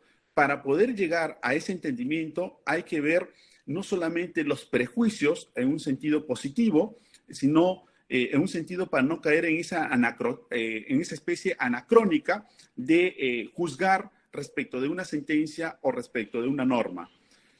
En el diccionario de la filosofía, de la editorial EUNSA, ¿no? de ediciones de la Universidad de Navarra, el origen y el significado del término logos, ¿no? ¿Por qué es importante y por qué traté de plasmarlo en una diapositiva? Porque el término griego logos dice que aquí es un sustantivo conectado al verbo lego, ¿no? Infinitivo legein, cuyo significado originario es el de reunir, recoger, escoger. Tempranamente el verbo desarrolla significados que indican actividades intelectuales asociadas a la recolección, como las de contar, enumerar. Sobre esta base, el verbo adquiere finalmente los significados de narrar, vale decir, contar hechos, y en definitiva de hablar, decir, leer, que son los que predominan del griego de la época clásica. Si yo digo cuál sería el logos, en este caso, de la autoridad policial frente al crimen, o en este caso de la actividad persecutoria en pro de salvaguardar el principio de lesividad, es decir, de los delitos y las faltas, esta actividad persecutoria y garantista que tiene el fiscal, o yo diría cuál es el logos que en este caso tiene no una posición penalista, sino una posición civilista frente a un determinado hecho. Podríamos entender que podría haber dos formas de concebir un mismo hecho y que, por lo tanto, atendiendo en este caso cuál sería la mejor interpretación, yo creo que va a depender de las estructuras, de cómo están fijadas cada tipo de especialidad dentro del ordenamiento jurídico. Me explico. Si el día de mañana, teniendo la amistad, en este caso con Jesús Adrián, yo le pido en este caso un préstamo de 10.000 euros, sin embargo, incumplo con Jesús Adrián con el incumplimiento de los 10.000 euros, no contesto la llamada, no contesto los correos, no contesto nada. Prácticamente en nuestro ordenamiento jurídico, si le preguntamos esto a una concepción civilista, nos diría que eso es un incumplimiento de un contrato. Pero yo le diría, ¿y dónde está el contrato? No, es que el contrato no solamente tiene el ropaje de ser escrito, sino que también puede ser verbal. Por lo tanto, ergo, y aprovechando en este caso quizás la amistad, prácticamente se ha incumplido un contrato. Y nos lleva al mundo de las obligaciones, ¿no? Donde regula la obligación tardía, la obligación defectuosa, el incumplimiento de la obligación, que donde no hay una cooperación entre prácticamente la mayor responsabilidad que debe tener el profesor Alexander frente al profesor Jesús Adrián Escudero. Es decir, no hay, prácticamente como no ha habido esa cooperación de satisfacer esa necesidad de cumplir con la obligación, prácticamente hay un incumplimiento de contrato. Muy bien, entonces esta sería una posición del civilista, llevarlo al mundo de las obligaciones. Sin embargo, 1300 y picos, pero sin embargo, llevando al tema de una concepción penalista, quizás el penalista me diría, un momentito, tal como me dices, me narras los hechos, tal como me cuentas, es decir, tal como estableces ese logos jurídico, de encuadrarlo, me parecería que no sería un tema netamente civil, sino sería un aspecto o un tópico netamente penal. ¿Por qué? Porque el artículo 196 del Código Penal nos dice que aquel que se aprovecha en detrimento de otro, con astucia, con engaños, será sancionado con X pena. Entonces, uno diría, claro, quizás Alexander se aprovechó del profesor Jesús Adrián y por lo tanto prácticamente en la economía, en la parte patrimonial de Jesús Adrián y por lo tanto se ha configurado un delito penal. Entonces, oh sorpresa, miren, qué tan importante es ver el mundo de las percepciones, qué tan importante es, como dicen, ¿no? Es decir, nosotros frente a un hecho ya lo tenemos aquí. Es decir, hay una precomprensión. Es decir, ya venimos con ciertos estereotipos. Entonces, uno diría, y entonces, ¿cómo consigue una hermenéutica adecuada? Es decir, no en cuanto a ceñirse a unas interpretaciones que en este caso entiendan en el entendimiento que puede tener Gadamer cuando dice que la jurisprudencia es la aplicación del caso en concreto y de manera inductiva, es decir, del hecho hacia el todo, que es el ordenamiento jurídico. Entonces, uno podría decir cuáles son las estructuras. Yo creo que para ello nos tenemos que valer inclusive de ciertos principios dentro de este ente muy particular, muy local, como lo habla en su libro Jesús Adrián, muy particular, que es la interpretación jurídica.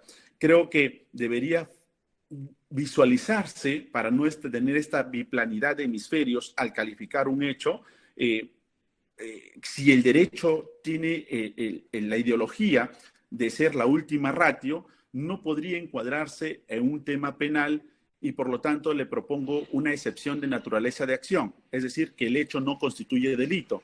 ¿Por qué? Porque hay otra posibilidad que en este caso es ir al derrotero del derecho civil ante el incumplimiento de un contrato. Bueno, tardaría mucho en hablar esto. No sé si me queda todavía un poco de tiempo. Doctor, le quedan 7 minutos. 7 minutos. Entonces, cuando hablamos en este tema de Gadamer, prácticamente lo que nos dice Gadamer es que las interpretaciones no pueden ser dogmáticas definitivas, no pueden ser dogmáticas únicas. No puede decir, yo lo interpreto a mi manera y esta manera de interpretar es la oficial, ¿no? Sino lo que hay que, al menos lo que se aconseja es ver o comprender en este caso, más que interpretar, comprender o cuál es la visión o la percepción que han tenido el tribunal frente a una decisión. No puede ser, pues, a tabula rasa que un sujeto le dé, o el intérprete le dé el contenido y diga, por lo tanto, que esa es una verdad definitiva, ¿no? Es decir, no cabe ese tipo de actitudes porque prácticamente la interpretación vendría a ser las partituras en la cual el sujeto no solamente entiende, sino que también traslada tal como es. Pero, ¿cuál sería esa particularidad? Esa particularidad tendría que ser teniendo en cuenta las percepciones y tener en cuenta el devenir histórico que ha tenido nuestro legislador con la cual opera el magistrado y con el cual el magistrado aplica un caso en concreto. Entonces, cada caso tiene su propio matiz, ¿no? Si nosotros nos ponemos en un efecto pigmaliónico, por así decirlo, nos ponemos en un efecto pigmaliónico, es decir, en un efecto donde creamos estatuas, ¿no? Creamos estatuas donde el derecho ya está fijado, donde el derecho prácticamente sale un pleno casatorio y decimos todos tienen que obedecerlo porque hay una verticalidad de un Dios supremo de arriba hacia abajo. Prácticamente creo que eso no es el derecho. El derecho tiene que danzar con la realidad, tiene que ver con la mundanidad. Y si la mundanidad es cambiante, como las raíces de un árbol, o es cambiante, o tiene los movimientos de un pulpo, de los péndulos de un pulpo, prácticamente el derecho también tiene que danzar con ello. El derecho no tiene que tener un enfoque de crear estatuas, y creo que ese es el sinsabor, por decirlo así, que tiene la sociedad frente al mundo jurídico, ¿no? Frente a los abogados, frente a los jueces. ¿Por qué? Porque a veces no danza con esa realidad. Y no danza con esa realidad porque nosotros somos partícipes de ello. Nosotros creamos esas estatuas, ¿no?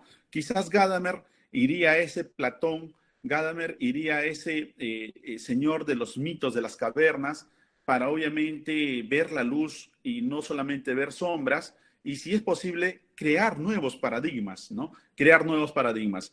Entendiendo en ese sentido, es más, Gadamer tiene un sentido netamente platónico, entendiendo que la justicia no es algo, la interpretación es algo que nos acerca a la justicia.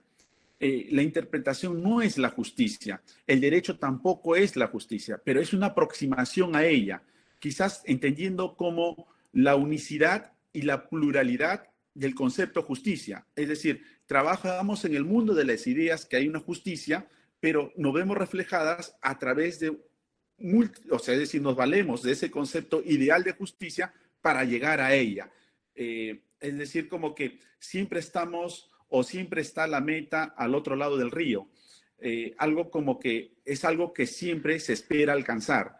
Es algo constante, no es algo que está fijado. Igual es en la hermenéutica jurídica, es decir, nadie tiene la interpretación única. Puede haber muchas interpretaciones, pero la que nos va a sentar quizás son las estructuras de la cual ciertas especialidades obviamente contienen esos basamientos o contienen en este caso las estructuras o las fuentes por las cuales se ampara todo este andamio que es en nuestro caso, que es el ordenamiento jurídico. El ordenamiento jurídico, es decir, el ordenamiento jurídico, sus estructuras son las fuentes del derecho, pero esas fuentes tienen que ser interpretadas de una manera, está bien, como dice Wittgenstein, entre lo decible y lo no decible, lo permitido y lo no permitido, pero pasa por un término de que el derecho solamente es una interpretación, es decir, es una interpretación de algo muy específico, de las fuentes del derecho, pero debajo de ello subyace el lenguaje, y y el lenguaje quizás no sea solamente un producto, es decir, de que ya estamos sentados, es decir, que ya estamos arrojados a algo preconcebido, sino que también nosotros mismos, en este caso, creamos nuevas realidades con nuestro propio lenguaje, o que sea algo que esté de manera paralela, que cuando alguien interprete, ya de por sí, y al transmitirlo, podría crear ya nuevas realidades. Creo que ahí hay que tener una pausa, hay que ponerle freno o desacelerar frente a este vértigo digital para poder tener una especie de análisis, porque merece una comprensión.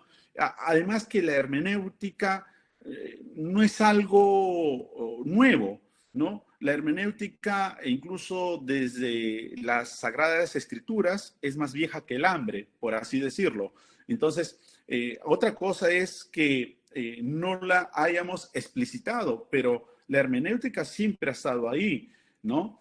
Entonces, pero la idea de tener una visión de hermenéutica jurídica es al menos descifrar el ensangramiento que tiene el legislador al dictar una norma, o descifrar o desenmascarar la sentencia cuando la dicta un magistrado, pero teniendo en cuenta las percepciones que se tuvieron en su momento, teniendo en cuenta el pragmatismo que fue señalado por Jesús de Richard Rorty, es decir, teniendo en cuenta todas esas, creo, y más que todo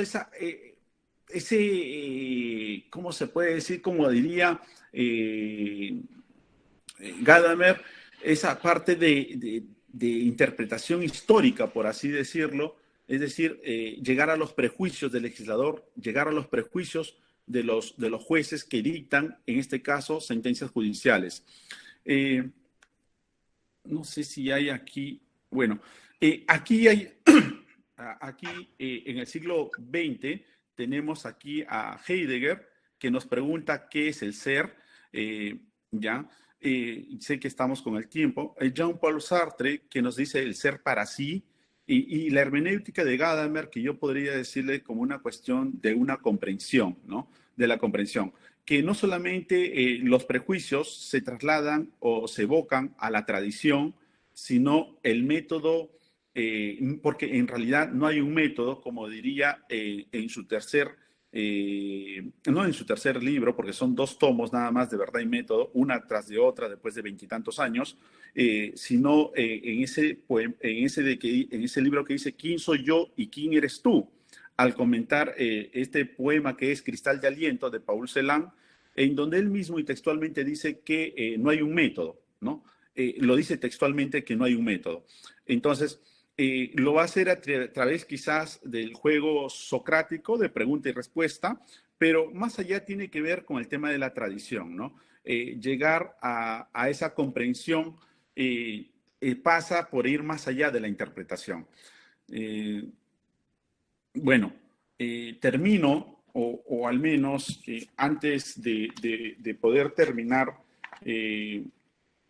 voy a leer acá una parte cuando en la página 148 de Hans-Jörg Gadamer, que dice ¿quién soy yo y quién eres tú?, dice, no existe un método hermenéutico. Todos los métodos descubiertos por la ciencia pueden dar frutos hermenéuticos si se aplican correctamente y si no se olvida que un poema no es una muestra que puede explicarse como un caso representativo de algo más general. Prácticamente lo dice textualmente que no hay un método. Y pueden existir muchos métodos, y eso lo dice que quizás para algunos es la continuación de Verdad y Método, pero también Gadamer no solamente ha tenido un debate con Jürgen Habermas, sino que también tuvo con Derrida, a lo cual Derrida también obviamente se lamenta de no haber llegado a ciertos puntos de encuentro. Gadamer también es comparado dentro de la interpretación jurídica con Emilio Betti. Emilio Betti, bueno, pasa por un tema de la reproducción, es decir, cómo se reproduce la norma y cómo este mensaje codificado se reproduce en el sujeto que es el intérprete. Pero bueno, eso ya será quizás Dios mediante otro momento en el cual podemos departir. Bueno, termino con esta diapositiva en la cual yo siempre me he considerado un eterno estudiante y para mí Jesús Adrián siempre obviamente será mi eterno profesor porque siempre, si bien físicamente no está con nosotros, porque obviamente está en España, por un tema de locus o de espacio, pero siempre están acá sus libros que nos acompaña y creo que esa predisposición que tiene para poder acompañarnos el día de hoy, que es un día sábado, dice mucho de él y la autoridad que tiene él, porque él no solamente escribe sobre Heidegger, sino que es el que ha traducido, y quien yo diría es el que ha traducido, aunque la palabra traductor viene de traidor, pero en este caso, cuando se lee el trabajo que tiene de traducir, en este caso, Jesús Adrián, yo creo que no lo hace bien, sino lo hace demasiado bien, como que si él también tendría conceptos jurídicos, y no solamente ello, ¿no? Sino que una cosa yo creo es entender para uno y otra cosa es enviar ese mensaje a los demás, ¿no?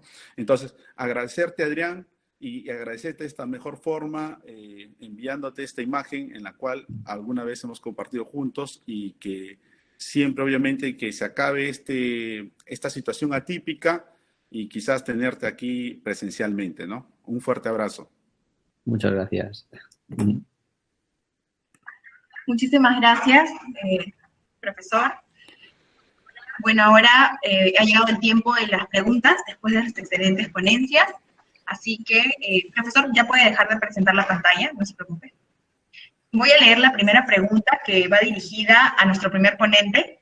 Es de Rami II Aarón Bernoulli y nos dice: ¿el lenguaje no sería creación del Dasein como modo de comprensión del mundo? En consecuencia, ¿sigue siendo el eje principal? A ver si capto la pregunta. Quizá, si se encuentra Aarón, ¿podría explicarnos su pregunta? Claro. Buenas, ¿qué tal? Encantado con la ponencia. Y bueno, la pregunta era cuando el primer ponente, el doctor, mencionó el giro lingüístico que hacía Heidegger al momento en su última fase, y ponía al lenguaje como ente que definía el mundo, pero si vamos o pensamos que el lenguaje es creación humana, en consecuencia el Dasein seguiría siendo el eje principal. Esa era mi pregunta. Vale, sí, ya entiendo la pregunta. A ver, es obvio que el lenguaje es una creación humana, eso no hay ninguna duda. Y otra cosa es que el Dasein concreto y particular sea el creador del lenguaje. Entonces, digámoslo de otra manera, todos nosotros, como latinoamericanos o hispanoamericanos, no sé cómo se dicen estas cosas hoy en día para no ofender a nadie, compartimos, vamos a decir, el español o el castellano. Hasta ahí estaremos de acuerdo, ¿no? Entre todos hemos creado y seguimos creando y modificando y enriqueciendo el lenguaje o la lengua española o castellana. Entonces yo te pregunto, tú, Ramis, como individuo concreto, ¿tú has desarrollado el lenguaje? Yo, Jesús Adrián, como individuo concreto, ¿he desarrollado ese lenguaje? ¿O entre todos somos los responsables de esa creación del lenguaje? Y que gracias a ese lenguaje que preexiste, que es una creación humana, gracias al lenguaje que preexiste, ahora nosotros, como individuos concretos, nos podemos comunicar con él y lo podemos utilizar para describir las diferentes cosas del mundo. Eso es giro lingüístico, tanto en Heidegger como en la filosofía analítica del lenguaje del siglo XX. La idea es la típica. Si preguntas a Descartes o preguntas a Kant, ¿quién constituye el mundo? ¿Quién funda el mundo? Es el sujeto. Si le preguntas a un lingüista, a un sociólogo, a un antropólogo, dices, ¿quién crea el lenguaje o quién crea la sociedad? Dirá, es la sociedad, es la comunidad, es la propia cultura, es una herencia de nuestra tradición. Entonces, en ese sentido, Heidegger dice, el lenguaje, de alguna manera, antecede a todo Dasein. Es decir, el lenguaje es ese horizonte de sentido que ya está a nuestra disposición, gracias al cual nos podemos comunicar. Por tanto, el Dasein particular y concreto, que es cada uno de nosotros, no es creador del lenguaje, sino que participa de la constitución lingüística de la realidad. No lo digo para que haya más preguntas, porque si me enrollo con esto se van los 15 minutos de lógica de pregunta y respuesta. Ok. Ramis también le hace una pregunta a nuestro segundo ponente, el doctor Alexander Camus, y nos dice, doctor Camus, en consecuencia, el texto normativo estaría lleno de preconceptos, siguiendo las líneas de Gadamer, es decir, valoraciones y prejuicios propios de su contexto histórico. Entonces, como sabe, el derecho es una rama dinámica y debería ser interpretada así. Entonces, el texto normativo no quedaría anacrónico para su interpretación. Si fuese así, ¿cómo superar ese impasse? ¿Reformas? ¿Jurisprudencia?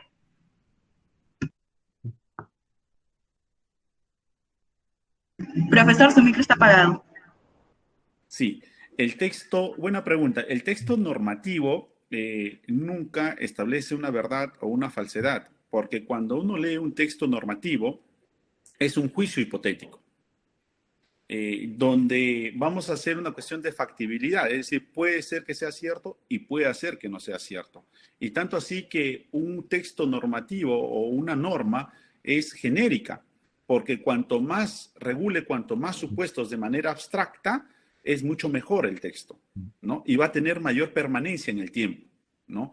No podría ser algo en específico, sino que Gadamer lo que dice es que cuanto a la aplicación del texto, en este caso que se desarrolla a través de la jurisprudencia, la aplicación de casos en concretos, es ahí donde obviamente se tiene que concebir en este caso la relación que tiene los sujetos, es decir, tanto el demandante como el demandado, tanto el denunciante como el denunciado, es decir, ellos concebidos no solamente entender el acto, sino ver esa precomprensión de los sujetos que han intervenido en los hechos, ¿no?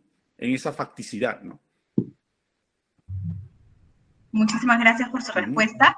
Pasamos a una siguiente pregunta de Brian Steven Vargas Gutiérrez, dirigida a nuestro primer ponente, y nos dice: durante su exposición mencionó que el lenguaje antecede al ser y limita el sentido de este. ¿En qué se basaría al afirmar que el lenguaje antecede al ser? Bueno, supongo que habrán sido las prisas o me has malinterpretado. No es que el lenguaje anteceda al ser. Una idea muy presente en este último Heidegger es partir de la idea de que hay ser. Dicho de otra manera, vosotros cuando salís de casa, yo os preguntaría, si os estuviera en clase monejeno, cuando salís de clase, ¿hay mundo fuera de vuestra casa cuando salís? Quiero pensar que sí. Y en ese hay mundo, al salir de mi casa, en ese mundo, en esa realidad, hay muchas cosas. En ese mundo pues está la familia, mis amigos, mi trabajo, los transportes públicos, la televisión, el mercado, la moneda como elemento de intercambio. Todo ese conjunto de cosas que hay en el mundo, es decir, que son, es lo que Heidegger llama en general ser. Por lo tanto, hay ser, hay realidad. El Dasein ya se vive realidad. Y la pregunta que se les hace el último Heidegger, entonces, ¿cómo se expresa esa realidad? ¿Cómo es capaz el individuo de articular o comprender esa realidad? Y es donde dice Heidegger, no, esa realidad, ese ser, se nos hace manifiesto, se nos hace patente, se nos hace accesible o se expresa como lenguaje. Pero ese lenguaje no es la creación del individuo, como era la pregunta anterior, sino que es el propio ser que se expresa de manera lingüística. Y es lo que nos permite la comprensión de ese mundo. Por eso decimos que el lenguaje es la casa del ser. No es que el lenguaje anteceda al ser. Lo que ya siempre antecede, lo que ya siempre preexiste, es la realidad en la que ya nos encontramos. Y esa realidad accedemos gracias a ese lenguaje que ya está previamente a nuestra disposición. Muchas gracias por la aclaración. Ok, pasamos a una pregunta para nuestro segundo ponente, de Nicole Alexandra Díaz Coronel. Nos dice: doctor Camus, respecto a lo que comenta Gadamer sobre la interpretación o bien la hermenéutica, no es una verdad propiamente fijada por un sujeto particular.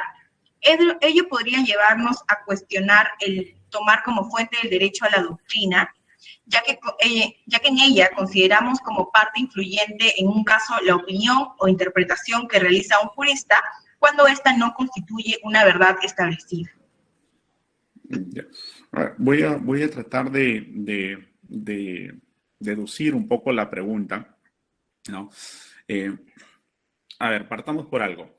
En el common law, es decir, en el derecho anglosajón, las fuentes del derecho por excelencia es la jurisprudencia, ¿no? Pero en el civil law, que es en nuestro caso, la fuente del derecho es la norma, ¿no? La norma y la costumbre, ¿no? Dejando de plano la doctrina, ¿no? Y que en una forma un trasplante, yo diría, del common law al civil law es el tema de la jurisprudencia, ¿no? El uso de la jurisprudencia. Son realidades muy distintas, ¿no? A pesar de que queremos hacer este trasplante de la jurisprudencia. Y inicio por aquí el diálogo, porque el trasplante es el tema de la jurisprudencia y por lo tanto habría que ver cómo esto se ha gestado para que no llegue, ¿cómo se diga?, contaminado, para que no llegue pervertido esta figura dentro de nuestra propia realidad, ¿no? Ahora, si tenemos en cuenta la doctrina, habría que tener en cuenta qué tipo de doctrina, ¿no? Porque si hablamos de una doctrina que no parte de una configuración normativa, prácticamente eso no es la que se gesta dentro de las resoluciones judiciales emitidas en nuestros tribunales, ¿no? Muy aparte de ello, podrían verse como doxas o opiniones, pero jamás como una epistemología jurídica, ¿no? Y para tener una epistemología jurídica habría que partir cuál es el sentido de nuestra doctrina, ¿no? Hoy por hoy yo no lo veo que sea complementario la doctrina frente a la jurisprudencia, ¿no? Yo lo que creo es que hay que ver el texto de la resolución expedida, que en este caso configura reglas, pero que esas reglas, tampoco las normas, nos dicen que son de manera determinadas, fijas, inamovibles, porque o si no, no existiría pues esta realidad fáctica que está en movimiento y por lo tanto el derecho sería algo estático y sería algo anacrónico. Entonces, justamente, incluso en el common law, es decir, en el mundo anglosajón, en los ingleses, en los norteamericanos, este tipo de precedentes tienen es decir, su contraprecedente, por decirlo así, una figura de overruling. Es decir, si no están de acuerdo, si se ha modificado, se modifica esa resolución entendiendo que hay una nueva realidad o ha surgido un nuevo hecho.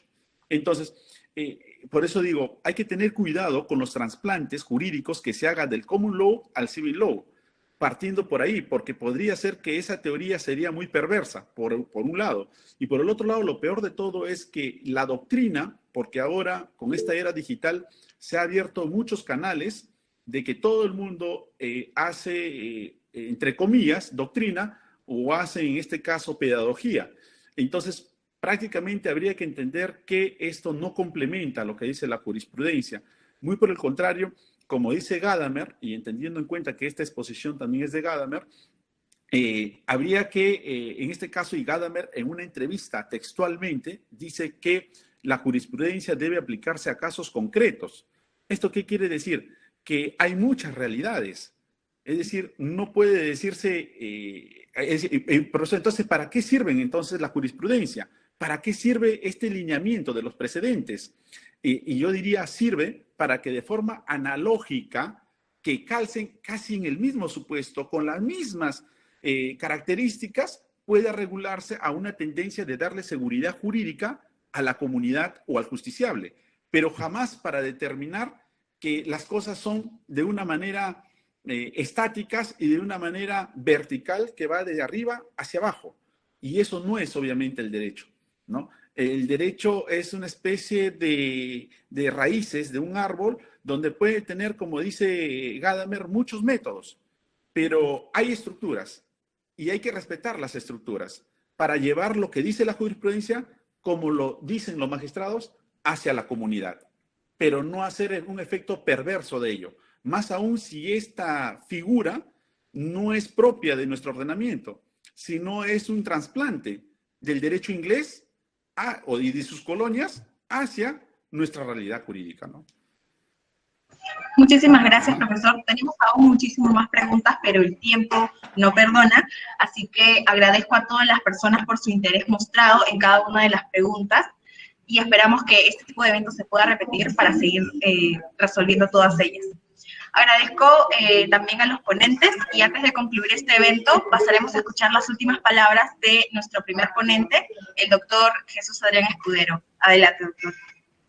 Bueno, pues en esta ocasión creo que es obligado a acabar nuevamente con unas palabras de agradecimiento por la invitación, por el excelente trabajo de la moderadora, que lo has hecho muy bien, Nicole, felicidades. Y muchas gracias a José Alexander, ya nos podemos tutear, que esto de doctor Adrián es demasiado formal. Esa última foto ha traído buenos recuerdos de la Universidad de Perú, cuando estuvimos en el seminario de Ser y Tiempo. Y como él dice, esperemos que el año que viene, bueno, voy a ser realista, la vacuna no la tendremos hasta el 2022 todos, pero espero que para el 2022 podamos tener un encuentro físico en Perú y seguir con estas discusiones. De nuevo, reitero mis gracias por la invitación y espero que esta mínima presentación de Heidegger sea un estímulo para seguir leyendo no solo mi compañía, sino sobre todo la compañía de vuestro profesor. Muchas gracias y no tengan duda de ello. Vale. De la misma forma, procederemos a escuchar las palabras de despedida del doctor Alexander Camus. Profesor, tiene la palabra. Bueno, en primera agradecer a los organizadores, ¿no? A Nicole y a Marco y a todos los que están detrás de ello. Y también, sobre todo, agradecer a Jesús Adrián y reiterarle, pues, obviamente, ese espacio que nos brinda para poder dialogar hoy sábado, y que todavía estamos más de 80 personas. Wow. Eso dice mucho, que prácticamente es un signo o es una señal para decir que estos diálogos hacen que crezcan nuestras percepciones y nuestros modos de entender.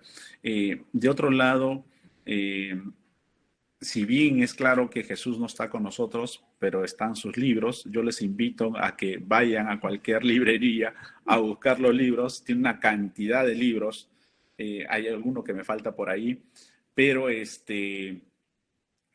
sí, hay que leerlo porque uno nunca deja de aprender, y más aún cuando está en la compañía de Jesús Adrián. Entonces, un fuerte abrazo, saludos limeños, y muchas gracias por estar junto con nosotros en estos momentos. Sí, antes de terminar, quisiera agregar que desde la base 19, a la cual represento en esta ocasión, y el Centro Federado, siempre estamos apoyando estos espacios de aprendizaje constante en el que todo alumno enriquece y complementa el estudio, el realizado de todas las clases. Agradecer también especialmente a nuestro ponente invitado y a nuestro profesor, que también se ha dado el tiempo hoy día.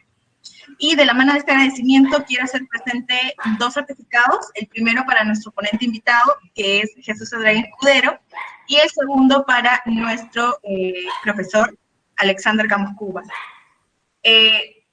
Para finalizar ya de una vez, agradecer a todo el equipo organizador por el gran trabajo que han hecho durante esta ponencia, porque detrás de esta ponencia ha habido todo un equipo logístico que estoy segura que se ha estado comunicando a cada momento del evento. Y sin más que decir, yo me despido y doy por concluido este magno evento. Muchísimas gracias a todos. Vale, gracias. Hasta la próxima. Chao. Cuidado, Jesús. Hasta luego. Estamos en contacto, Alexander. Jesús. Okay, gracias. Nos vemos. Buen día. Hasta luego. Okay. Gracias.